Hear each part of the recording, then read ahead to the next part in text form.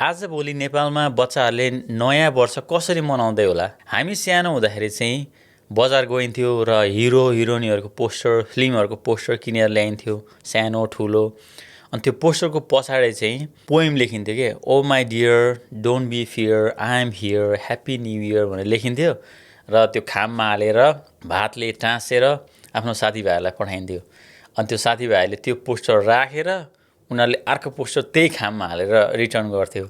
त्यो प्रोसेस चाहिँ एकदम रमाइलो हुन्थ्यो कि नयाँ पोस्टर आउँछ कि फेरि पुरानै पोस्टर आउँछ कि अर्को साथीले दिएर फेरि त्यही पोस्टर फर्केर आउँछ कि भन्ने नै हुन्थ्यो। फन्नी पनि हुन्थ्यो तर एकदम रमाइलो हुन्थ्यो।